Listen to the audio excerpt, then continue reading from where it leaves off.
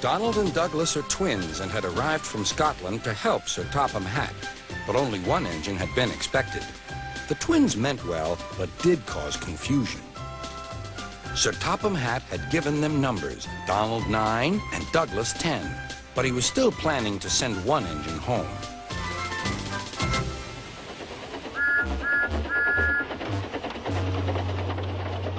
There was a brake van in the yard that had taken a dislike to Douglas.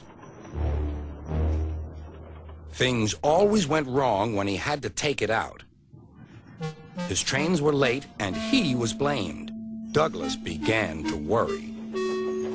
Donald, his twin, was angry. "You're a muckle nuisance," said Donald. "It's to leave you behind I be wanting." "You can't," said the brake van. "I'm essential." "Ah, are you?" Donald burst out. "You're nothing but a screeching and a noise when all's said and done. Spite doggy, would you? Take that!" "Oh! Oh!" cried the van. "There's more coming should you misbehave." The van behaved better after that.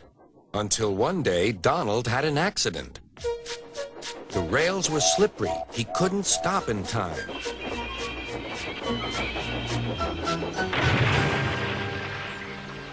Donald wasn't hurt, but Sir Topham Hatt was most annoyed. "I am disappointed, Donald. I didn't expect such clumsiness from you. I had decided to send Douglas back and keep you." "I'm sorry, sir," said Donald. "I should think so, too. You have upset my arrangements. Now, James will have to help with the goods work while you have your tender mended. James won't like that." Sir Topham Hatt was right. James grumbled dreadfully about extra work.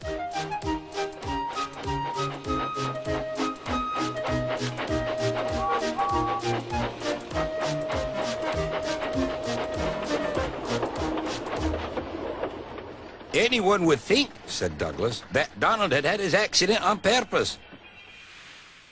I heard tell about an engine and some tar wagons." "Shut up," said James. "It's not funny." He didn't like to be reminded of his own accident.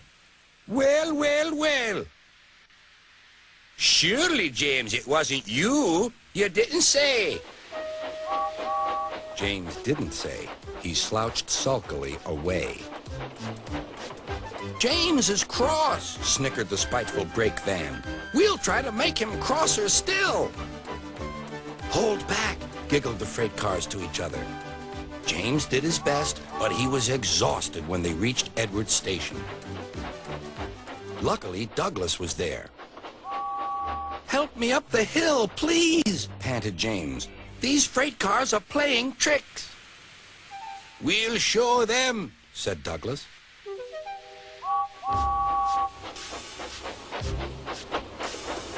Slowly but surely, the snorting engines forced the freight cars up the hill. But James was losing steam. "I can't do it! I can't do it!" "Leave it to me!" shouted Douglas. The conductor was anxious. "Go steady! The van's breaking!" The van was in pieces. No one had been hurt, and soon Edward came to clear the mess. Sir Topham Hatt was on board. "I might have known it would be Douglas," he said. "Douglas was grand, sir," said Edward. "James had no steam left, but Douglas worked hard enough for 3. I heard him from my yard." "2 would have been enough," said Sir Topham Hatt. "I want to be fair, Douglas, but I don't know. I really don't know." Sir Topham Hatt was making up his mind about which engine to send away, but that's another story.